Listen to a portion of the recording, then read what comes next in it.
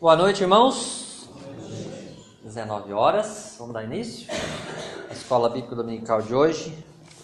Hoje nós vamos para a lição de número 11, capítulo 12 de 1 Samuel. Quero convidar você para abrir sua Bíblia. A gente lê do 1 ao 25.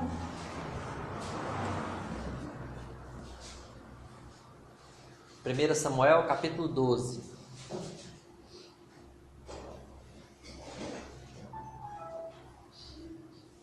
Opa! Olha o vibracal. Né, Carlinhos?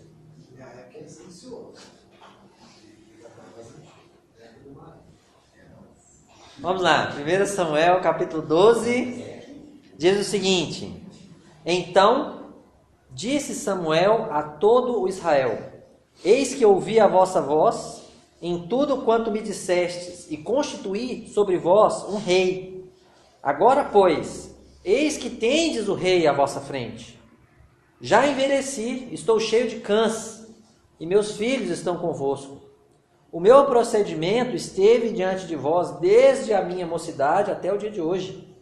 Eis-me aqui, testemunhai contra mim perante o Senhor e perante o seu ungido. De quem tomei o boi? De quem tomei o jumento? A quem defraudei? A quem oprimi? E das mãos de quem aceitei suborno para encobrir com ele os meus olhos? E vô-lo restituirei. Então responderam: Em nada nos defraudaste, nem nos oprimiste, nem tomaste coisa alguma das mãos de ninguém. E ele lhes disse: O Senhor é testemunha contra vós outros, e o seu ungido é, hoje, testemunha de que nada tendes achado nas minhas mãos. E o povo confirmou: Deus é testemunha. Então disse Samuel ao povo: Testemunha é o Senhor, que escolheu a Moisés e a Arão e tirou vossos pais da terra do Egito. Agora, pois, ponde-vos aqui e pleitearei convosco perante o Senhor, relativamente a todos os seus atos de justiça que fez a vós outros e a vossos pais. Havendo entrado Jacó no Egito, clamaram vossos pais ao Senhor, e o Senhor enviou a Moisés e a Arão, que os tiraram do Egito, e os fizeram habitar neste lugar. Porém, esqueceram-se do Senhor seu Deus. Então, os entregou nas mãos de Sísera, comandante do exército de Azor, e nas mãos dos filisteus, e nas mãos do rei de Moabe, que pelejaram contra eles. Versículo 10. E clamaram ao Senhor e disseram: Pecamos, pois deixamos o Senhor e servimos aos Baalins e Astarotes. Agora, pois, livra-nos das mãos de nossos inimigos e te serviremos. O Senhor enviou a Jerubaal e a Baraque e a Jefté e a Samuel, e vos livrou das mãos de vossos inimigos em redor, e habitastes em segurança. Vendo vós que Naás, rei dos filhos de Amon, vinha contra vós outros, me dissestes: Não, mas reinará sobre nós um rei, ao passo que o Senhor vosso Deus era o vosso rei. Agora, pois, eis aí o rei que elegestes e que pedistes, e eis que o Senhor vos deu um rei. Se temerdes ao Senhor e o servirdes, e lhe atenderdes a vós, e não lhe fordes rebeldes ao mandado, e seguirdes o Senhor vosso Deus, tanto vós como o vosso rei, que governa sobre vós, bem será. Se, porém, não derdes ouvidos à voz do Senhor, mas antes fordes rebeldes ao seu mandado, a mão do Senhor será contra vós outros, como foi contra os vossos pais. Ponde-vos também agora, aqui, e vede esta grande coisa que o Senhor fará diante dos vossos olhos. Não é agora o tempo da cega do trigo? Clamarei, pois, ao Senhor, e dará trovões e chuva, e sabereis e vereis que é grande a vossa maldade que tendes praticado perante o Senhor, pedindo para vós outros um rei. Então invocou Samuel ao Senhor, e o Senhor deu trovões e chuva naquele dia, pelo que todo o povo temeu em grande maneira ao Senhor e a Samuel. 19. Todo o povo disse a Samuel: roga pelos teus servos ao Senhor teu Deus, para que não venhamos a morrer, porque a todos os nossos pecados acrescentamos o mal de impedir para nós um rei. Então disse Samuel ao povo: não temais, tendes cometido todo este mal. No entanto, não vos desvieis de seguir o Senhor, mas servi ao Senhor de todo o vosso coração. Não vos desvieis, pois seguiríeis coisas vãs que nada aproveitam, e tão pouco vos podem livrar, porque vaidades são. Pois o Senhor, por causa do seu grande nome, não desamparará o seu povo, porque aprouve ao Senhor fazer-vos o seu povo. Quanto a mim, longe de mim, que eu peque contra o Senhor, deixando de orar por vós. Antes vos ensinarei o caminho bom e direito. Então somente, pois, temei ao Senhor e servi-o fielmente de todo o vosso coração, pois vede quão grandiosas coisas vos fez. Se, porém, perseverardes em fazer o mal, perecereis, tanto vós como o vosso rei. Vamos orar? Querido Deus, mais uma vez, diante do Senhor estamos reunidos como igreja para cultuar o Teu nome. Diante do Senhor, Deus, estamos reunidos para ouvirmos a Tua palavra, a leitura, a explicação da Tua palavra, Deus. Que o Teu Espírito, Deus, possa neste momento ministrar, ensinar, Deus, falar aos nossos corações através da leitura, da explicação da Tua palavra. Que o Teu Espírito possa nos desafiar, Senhor. Que o Teu Espírito possa nos incomodar, Senhor, para vivermos à altura da Sua palavra. Eu peço isso por mim, eu peço para minha família, Pai. Eu peço por toda a nossa igreja, em nome de Jesus. Amém.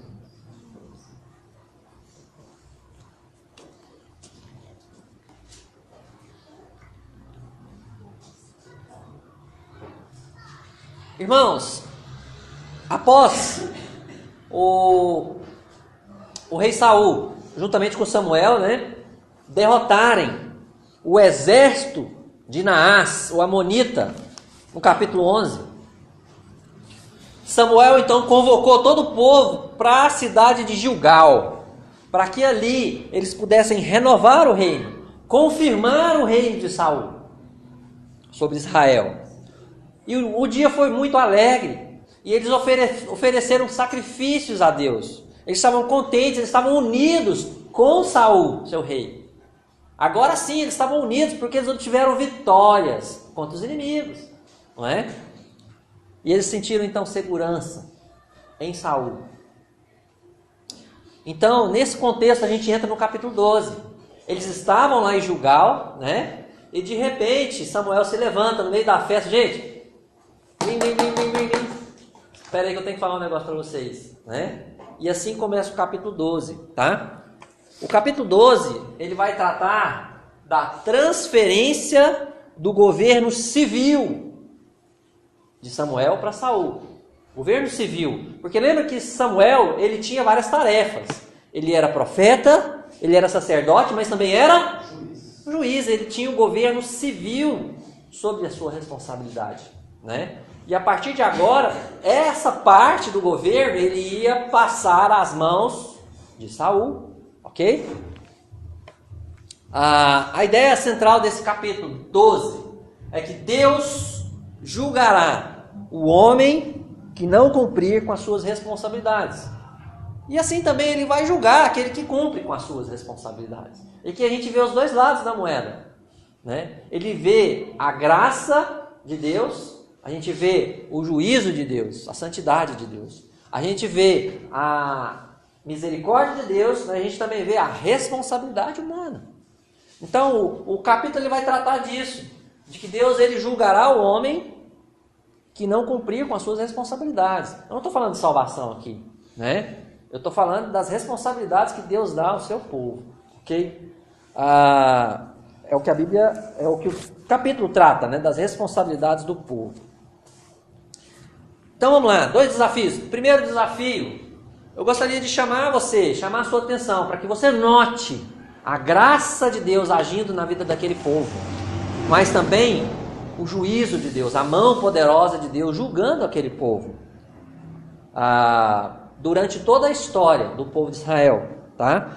Vai ter um momento aí que Samuel vai fazer uma recapitulação da história, né? E nessa recapitulação ele vai citar momentos onde a graça de Deus agiu e momentos onde Deus agiu julgando o povo, o mesmo povo de Israel, né? Segundo desafio mais pessoal para você, para nós, né, para cada um de nós, comprometa-se a temer o Senhor e a cumprir com as suas responsabilidades, como um filho de Deus, como um servo de Deus. Comprometa-se a obedecer a Deus com a sua vida, ok? Temer ao Senhor e a cumprir suas responsabilidades. O texto do capítulo de hoje ele vai ser dividido de duas formas. Peraí, irmãos, tem um negócio esquisito acontecendo.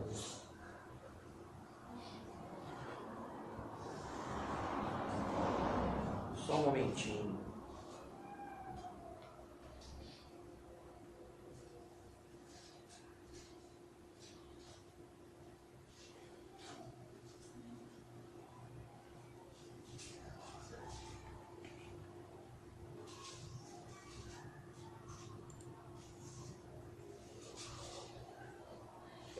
Melhorou. Estava cortando um pedaço. Então nós podemos dividir o capítulo 12 assim. Nos versículos 1 a 5, Samuel transfere o governo civil a Saul. Nos versículos 6 e 18, Samuel confronta Israel com seu pecado. E os versículos 19 a 25 vão mostrar o arrependimento do povo e as advertências finais. Ok? Então vamos passar logo para a primeira parte, né? Samuel transfere o governo civil a Saul. O que acontece aqui? Em primeiro lugar, nos versículos 1 e 2, Samuel ele afirma, ou melhor, ele afirmou, né, que ele atendeu ao pedido do povo. O povo havia pedido a Israel um rei. Estabelece um rei sobre nós. Então, Samuel atendeu ao pedido do povo. E ele diz isso logo no começo. Então disse Samuel: eis que ouvi a vossa voz. Vocês não pediram rei? Eu estabeleci um rei sobre vocês. Eis aí o rei. Ele fala isso duas vezes. Ele fala isso no versículo 2. Agora, pois, eis aí, eis que tendes o rei à vossa frente. E no versículo 6, no versículo 13, ele diz: agora, pois, eis aí o rei que elegestes e que pedistes. Então, Samuel atendeu ao pedido do povo para que estabelecesse um rei. Ok? O segundo fato aqui dessa transferência do governo civil é que Samuel também reconheceu a sua idade avançada, a sua velhice. O verso 2 vai dizer o seguinte: agora, pois, eis que tendes o rei à vossa frente, já envelheci, estou cheio de cãs, cabelos brancos, né? Meus filhos estão aí convosco, meu procedimento esteve diante de vós desde a minha mocidade até o dia de hoje, quer dizer, tem um tempo já. Samuel já era uma pessoa bem experiente, não é? E tudo isso, lembra que o povo tinha falado para ele, lá no capítulo 8, você já está velho, os seus filhos são corruptos, não é? Estabelece um rei sobre nós. E aqui ele retoma aquela fala deles para Samuel, não é? Então Samuel atendeu ao pedido do povo, Samuel reconheceu a sua velhice, e aqui o terceiro fato importante é que Samuel exigiu uma avaliação pública do seu governo civil, não é? Pensa que aquilo era um acerto de contas, porque Samuel estava transferindo o direito do governo civil para Saul, o rei.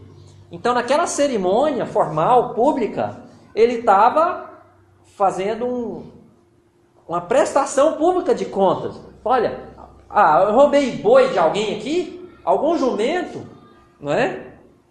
Eu corrompi alguém, né, aconteceu algum fato que vocês podem me culpar publicamente, pode falar que eu vou restituir, eu vou corrigir o meu erro aqui agora, né? E interessante o que acontece, irmãos. Nem propina, ninguém pagou. Nada. Samuel questionou o povo de qualquer pecado ou queixa sobre a sua gestão como juiz. Pode falar. Hoje é meu último dia. Pode falar. Vamos fazer uma prestação de contas aqui? Vamos fazer uma avaliação do meu trabalho, né? Samuel saía daquela função de mãos limpas. O próximo governante não poderia falar assim, igual muitos falam hoje. Não, mas esse problema aqui, ó, eu peguei da gestão anterior, né? Tô sem dinheiro em caixa e tal. Ele estava saindo de mãos limpas. Isso era muito importante. E eu quero fazer uma pergunta para vocês aqui, olha só. Qual a aplicação esse trecho traz às nossas vidas hoje?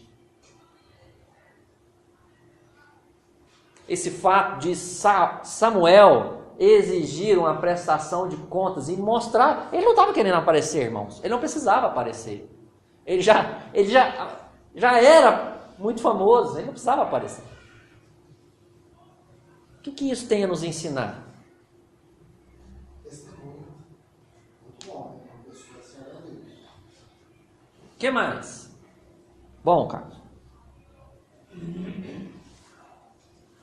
Ser uma pessoa irrepreensível. Você olhou minha cola aqui? Irmãos, o líder do povo de Deus precisa viver de modo irrepreensível. Ah, mas todo mundo precisa, não precisa? Todo servo de Deus tem que ver, não tem? Concordo, amém. Mas e o líder? Ele é mais cobrado, a Bíblia fala, né? Tiago capítulo 3 vai falar sobre isso, né? Ó, se você quiser, né, você vai ser mais cobrado, né? Então, o líder, ele precisa mostrar as mãos limpas. Vamos fazer uma recapitulação aqui de 1 Samuel sobre esse tema? O modo como o líder vive afetará a vida dos seus liderados. Sim ou não? Sim.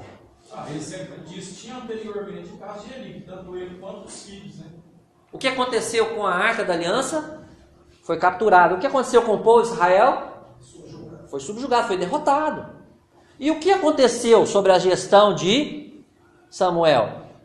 O que diz o versículo 11? O finalzinho do versículo 11.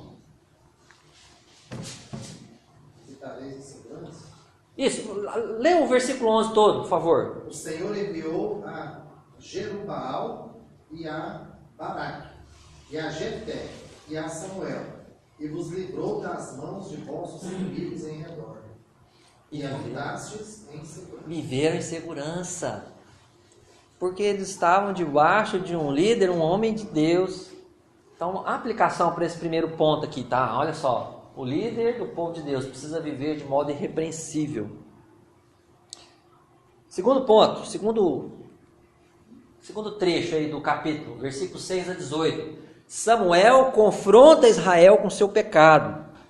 Então, o que Samuel faz? Ele faz uma retrospectiva do agir de Deus na história de Israel, na história do povo de Israel, né? Então, em primeiro lugar, Samuel ele vai mostrar o pecado, ou os pecados do povo. A gente pode ver isso nos versículos 9 e 10, por exemplo.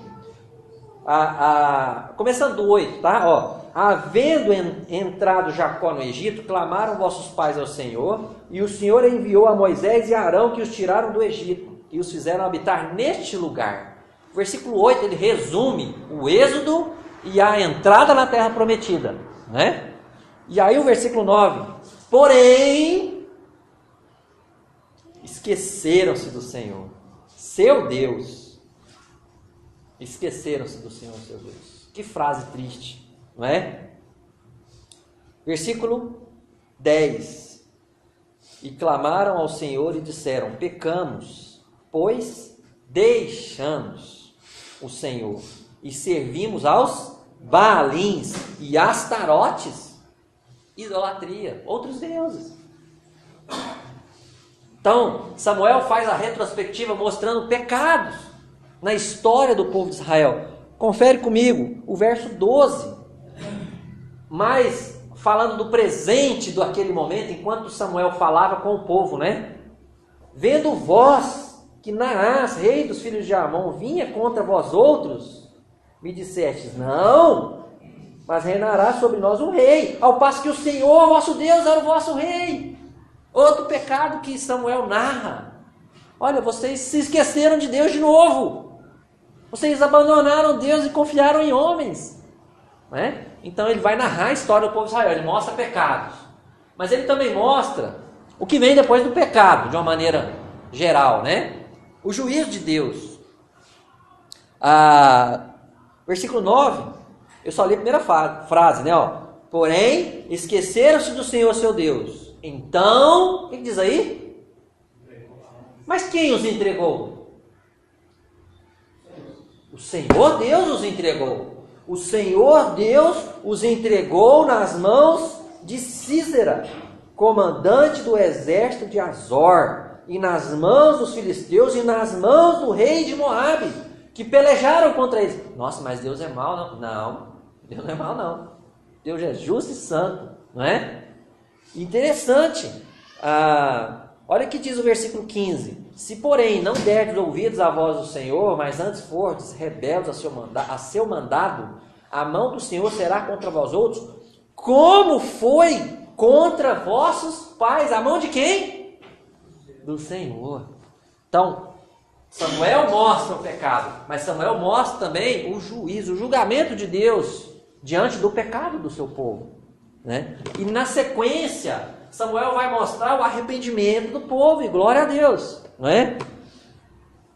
Versículo 10: e clamaram ao Senhor e disseram, pecamos, pois deixamos o Senhor e servimos aos Baalins e Astarotes. Agora, pois, livra-nos das mãos de nossos inimigos e te serviremos. Mostra a confissão também. Daqui a pouquinho a gente vai ver a última confissão deles, né? De pecados. Que bom, que bênção. E depois do arrependimento de pecados vem a misericórdia de Deus. Esse é o ciclo da era dos juízes. O povo pecava, Deus julgava, o povo se arrependia, Deus derramava a sua graça, a sua misericórdia. Havia momentos de paz. Aí o povo pecava de novo e Deus julgava outra vez, né? Qualquer semelhança não é mera coincidência, né? A história do ser humano é um ciclo. É um ciclo que a gente precisa, como cristão, conhecendo a história da palavra de Deus, agir diferente, não é? A misericórdia de Deus, verso 8. Já começa falando da misericórdia de Deus, né? Que eles estavam no Egito, clamaram vossos pais ao Senhor, e o Senhor fez o quê? Enviou a Moisés e a Arão, para quê? O que diz o versículo 8? E os tiraram do Egito, e os fizeram habitar nesta terra, onde vocês estão agora, né? Então Deus fez isso, teve misericórdia da situação deles no Egito, o clamor daquele povo, e enviou o libertador, né? E eles conquistaram a terra prometida, Deus deu isso para eles, né? E quando chega lá no verso 11, alguém lê para mim? De novo, outra pessoa. O Senhor enviou a Jerubaal, e a Baraque, e a Jefté, e a Samuel, vos livrou das mãos de vossos inimigos em redor, e habitaste em segurança. Lembra que no versículo 10 nós já lemos, eles clamaram, né? Eles clamaram a Deus e Deus atendeu, não é? Jerubaal é conhecido como Gideão, ok? Lá em Juízes. Jerubaal é Gideão. Baraque, Jefté, interessante, ele cita ele mesmo, né? E Samuel, Deus enviou, Deus me enviou, é isso que ele está falando. Deus me enviou, não sou eu que cheguei aqui abafando, Deus me colocou como juiz, e Deus derramou misericórdia, o descanso sobre vocês. Às vezes parece que ele foi arrogante, mas ele não foi, ele foi humilde, porque ele deu a glória a Deus, né? O poder de Deus, né? Segunda característica aqui dessa divisão é que Samuel, então, ele convoca o povo a uma vida de temor e de fidelidade, arrependimento, né? Consagração. Versículos... Vou pedir uma irmã aí que sentiu o desejo do coração, versículos 13, 14 e 15. Lê pra gente. Agora, pois, eis aí o rei que elegestes e que pedistes, e eis que o Senhor vos deu um rei. Se temerdes ao Senhor e o servirdes, e lhe atenderdes a vós, e não lhe fordes rebeldes ao mandado, e seguirdes o Senhor, vosso Deus, tanto vós como o vosso rei que governa sobre vós, vencerá. Se, porém, não dardes ouvidos à voz do Senhor, mas antes fordes rebeldes ao seu mandado, a mão do Senhor será contra vós outros, como foi contra vossos pais. Amém. Olha só, então vamos pegar aqui o fio da meada, tá? Lá no meio da festa, da alegria, Samuel se levanta. Gente, o negócio é o seguinte, agora é sério, né? Vocês pediram um rei, eu dei o rei para vocês, eu já estou velho e tal, né? Agora, olha o que Deus fez na história do nosso povo. Deus fez tudo isso. Ele conta a história desde Moisés até o dia dele, os dias atuais dele, né? Agora, é o seguinte, ele dá opções para o povo. Vocês têm duas opções. Quais são as opções? Obedecer bênção, desobedecer julgamento. Vocês só têm essas duas opções, né? Se vocês temerem a Deus e o obedecerem, bem será. Mas se vocês não temerem e não obedecerem, a mão do Senhor será contra vocês. Esse é o papel do profeta. Esse é o papel do pregador. Esse é o papel do crente. Anunciar, né, as boas novas. E as boas novas incluem as más novas. Não se esqueça disso. As boas novas é Jesus te ama. As boas novas é Deus criou esse mundo. Deus criou o ser humano. Ok? O ser humano vai prestar contas a Deus, porque é criatura de Deus. Você está preparado para prestar conta a Deus? Né? Você é todo pecado. Todos nós somos todo pecado. Nós precisamos do perdão de Deus. Você já recebeu o perdão de Deus? Né? Porque se você não recebeu o perdão de Deus, você vai para o inferno. Mas se você receber o perdão de Deus, você vai para o céu. Então esse é o Evangelho. É interessante, hein? Eu estava lendo hoje e observando, né? Na verdade, eles arrumaram para a cabeça deles numa situação muito pior, porque agora, dentro do que está se impondo aqui, quando eles se arrependem aqui, eles arrependem, né, e tudo, mas a situação não muda. Deus deixa de pôr um rei sobre eles. E agora eles têm duas fatalidades sobre eles. Eles têm os olhos de Deus sobre eles, que eles têm que temer a Deus e o seguir, e ainda tem um rei sob o comando deles. Sim, sim. Ou seja, aquilo que eles reclamou tanto, a situação em vez de melhorar, de certa forma piorou, porque agora eles estão debaixo de dois comandos. Além de obedecer a Deus, o que normalmente eles teriam que fazer, tem aquela série de restrições que Samuel já tinha falado. A partir de agora, os filhos de vocês vão ser soldados, as filhas vão ser padeira, cozinheira, perfumista. Eles iam ter prejuízo, né? Esse foi o segundo ponto, tá? Terceiro ponto aqui dessa segunda parte, Samuel, então, ele mostra ao povo o seu pecado. Interessante isso, irmãos. É a terceira vez que Samuel volta nesse assunto. Samuel começou esse assunto lá quando eles pediram o rei, lá no capítulo 8. Depois no capítulo 10 ele voltou nesse assunto de novo. Vocês pediram o rei. Aqui, o rei está aqui, quando Saul foi apresentado, né? Só que isso aqui é errado, é pecado, vocês não confiam em Deus. E agora, por que ele repetiu esse assunto 3 vezes?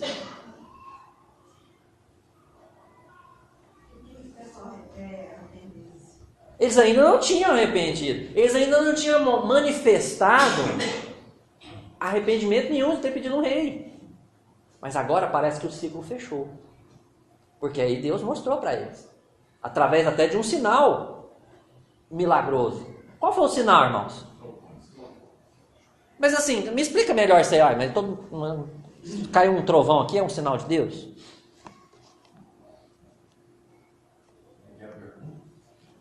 Por que a chuva e o trovão foi um sinal? Alguém poderia falar, não, mas... Hã? Não era a época da colheita, não era a época de chuva e nem de trovão. Era a época da seca, vamos falar assim, tá? na hora da colheita, na hora da cega, normalmente não chovia naquela região, né? Então, fica claro isso quando ele fala, olha, a gente está na época da cega. Significa que vocês sabem que não chove, gente. Mas, chega para cá, ele fala assim, vem para cá, versículo 16, né?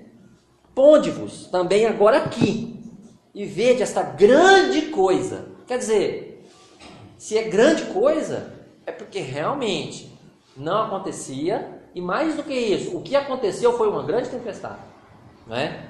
Grande coisa que o Senhor fará diante dos vossos olhos. Não é agora o tempo da cega do trigo? Clamarei, pois ao Senhor dará trovões e chuva. E sabereis e vereis que é grande a vossa maldade, e que tendes praticado contra o Senhor, pedindo para vós outros. Ele voltou lá ao assunto, falou, olha, eu quero que vocês enxerguem, vocês estão em pecado, né? E olha, Deus é tão misericordioso que Deus vai conceder um sinal aqui para vocês, tá? Para vocês perceberem que o que eu estou falando é a verdade, né? E de fato, diz aí o versículo 18, então invocou Samuel o Senhor, e o Senhor deu trovões e chuva naquele dia, no mesmo dia, não é? Pelo que todo o povo de Israel temeu em grande maneira ao Senhor e a Samuel. Embora Samuel estivesse de mãos limpas, o povo não estava, né? Samuel prestou contas da administração dele. Falou, olha, pode falar que se eu fiz alguma coisa de errado, eu quero pagar por isso. Eu tenho que pagar por isso. Eu não posso ficar em débito com vocês, nem com Deus, né? E ninguém teve o que falar dele, né? Agora, o povo estava em débito. O povo de Israel estava em débito com Deus, né? E com certeza com Samuel também, né? E aí então nós chegamos na última parte. Antes da última parte, ninguém leu, né? Qual que é a aplicação que a gente faz então dessa segunda parte? O povo de Deus deve viver de modo irrepreensível. Não só os líderes, mas o povo também precisa viver de modo irrepreensível. Não basta o líder viver de modo irrepreensível. O povo de Deus estava vivendo em pecado. Samuel estava vivendo em santidade. Mas o povo de Israel estava plantando aquilo que eles iam colher. E que de fato colheram. E até hoje estão colhendo, né? Então, os líderes precisam viver de modo irrepreensível. O povo de Deus precisa viver de modo irrepreensível também. Ok? Então nós vamos para a terceira parte agora. O arrependimento do povo e as advertências finais, tá? Pergunta que eu faço para vocês. Como o povo reagiu ao chamado de Samuel e ao sinal concedido? Morreram de medo. O que a Bíblia fala, Carlos? Morreram de medo. Pediu para Samuel clamar a Deus lá para falar isso. Versículo 19. Lê para nós, por gentileza. Todo o povo disse a Samuel, roga pelos teus servos ao Senhor teu Deus, para que não venhamos a morrer, e que a todos os nossos pecados acrescentamos o mal de pedir para nós um rei. Certo, mas antes disso, o que aconteceu com o coração do povo? Versículo anterior. Temor. Naquele dia caiu o temor do Senhor no coração daquele povo. Aquele dia, aquele povo falou, puxa vida, estamos em pecado. E aí depois... E eles entenderam isso. Eles entenderam que a vida de pecado que eles já tinham, ainda tinha mais esse. Né? Ficou claro isso no verso 19, foi lido, ó. Porque a todos os nossos pecados acrescentamos o mal de pedir para nós um rei. Eles reconheceram publicamente. Aí sim, aí o ciclo fechou. Depois de 3 episódios, Samuel batendo lá, e Deus teve misericórdia, deu aquele sinal e derramou temor no coração do povo. E o povo se arrependeu, não é? O povo teve medo de morrer. Por que o povo teve medo de morrer, irmãos?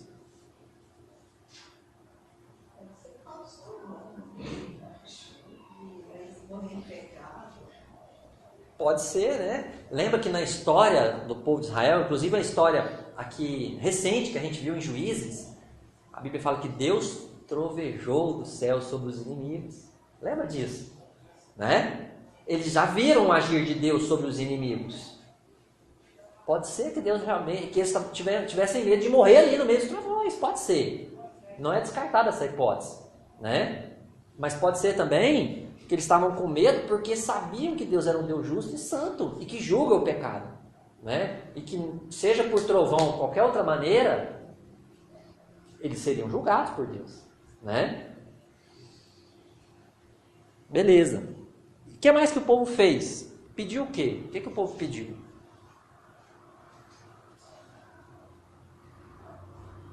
Samuel intercedesse por ele.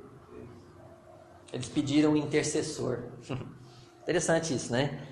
Várias vezes na história de Israel isso acontece. Lá em Êxodo, com Moisés, isso aconteceu. O povo falou, Moisés, não, roga a Deus aí por nós, porque nós não podemos chegar diante desse Deus tão poderoso. Né?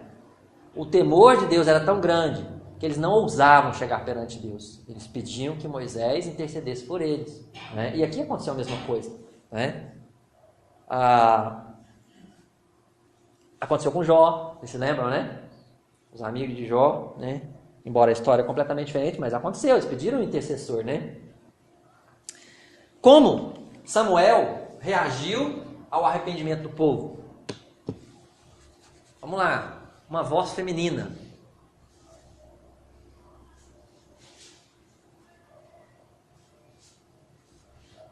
Amanda, Natália, as vozes jovens assim, ó, Lara. Quem mais? Quem se arrisca? Pode ser um homem, uma mulher, tanto faz. Vamos lá. Como Samuel reagiu quando o povo manifestou aquele arrependimento? Ele concordou e ele falou assim, seria um pecado se ele não intercedesse pelo povo. Certo? Certo, tá certo, Carlos. Ele acalmou o povo, em primeiro lugar, né? Primeira coisa que ele falou, verso 20.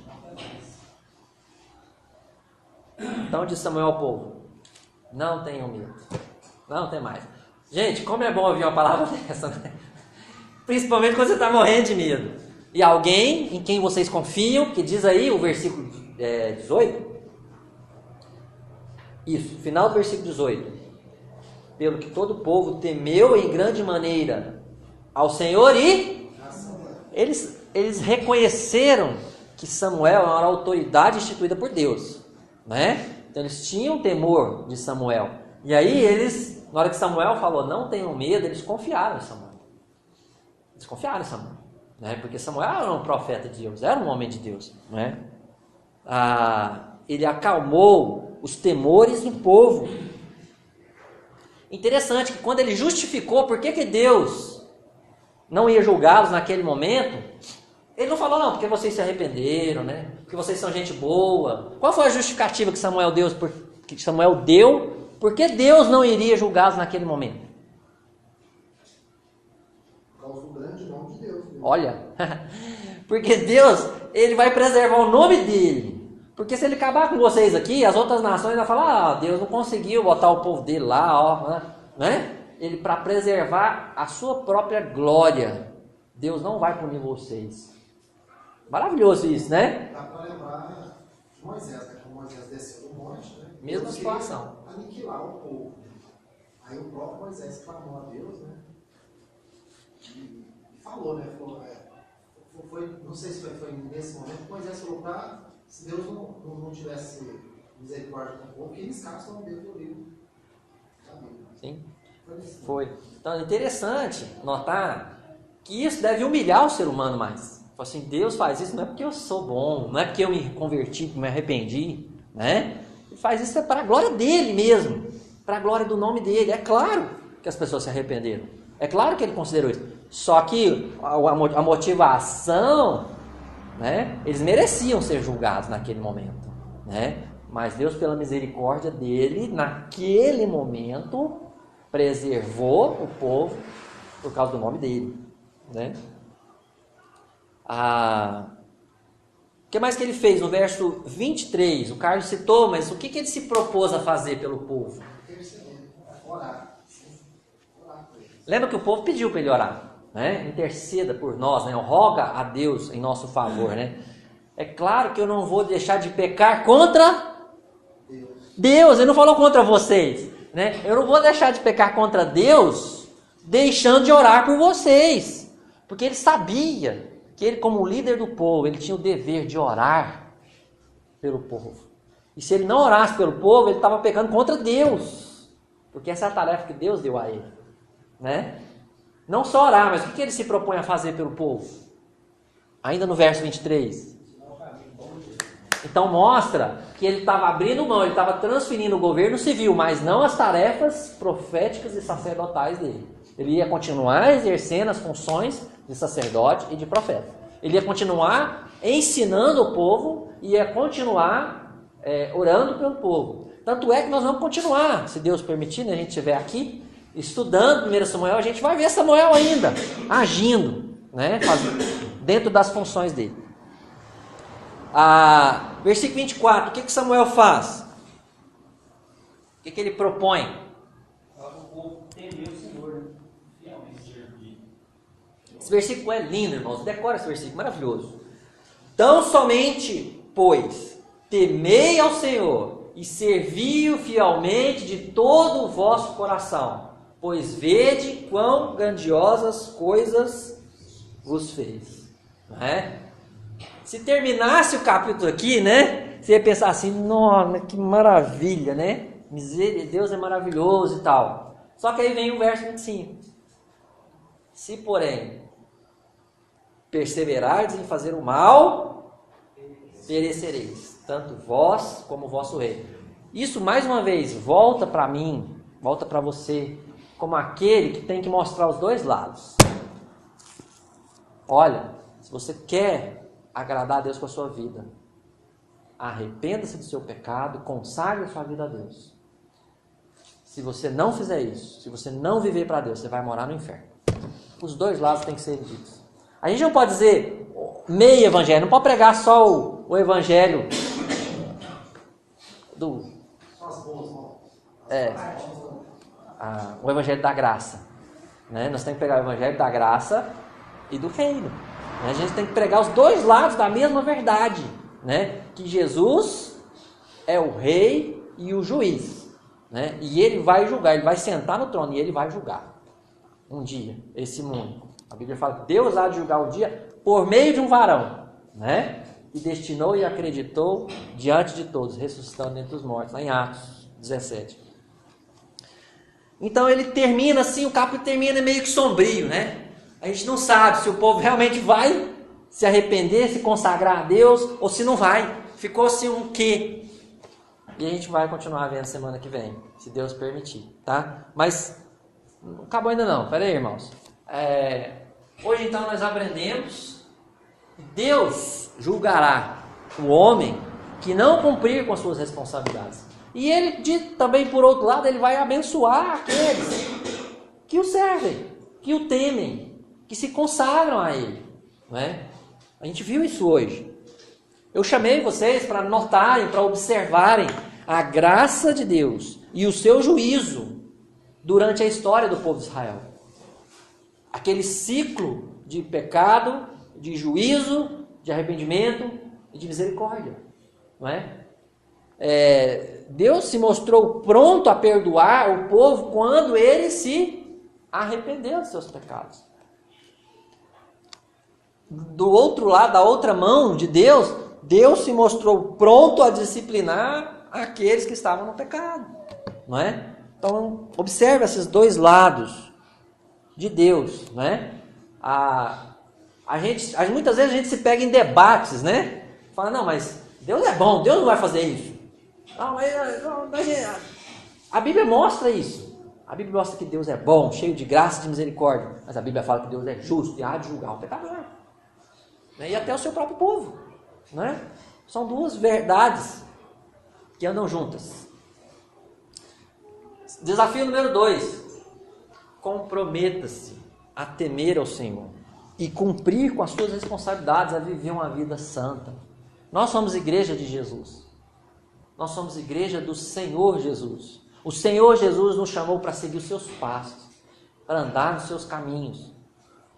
Temer ao Senhor. O que é temer ao Senhor? O temor por Deus é uma vida de humildade, é uma vida de submissão, é uma vida de prostrar-se diante de Deus. Não existe temor onde há orgulho, não existe temor onde há vanglória. O temor, ele é a humildade na prática da vida. O temor por Deus nos leva a uma vida de santidade e uma busca constante da sua vontade. E o que é servir a Deus, fielmente?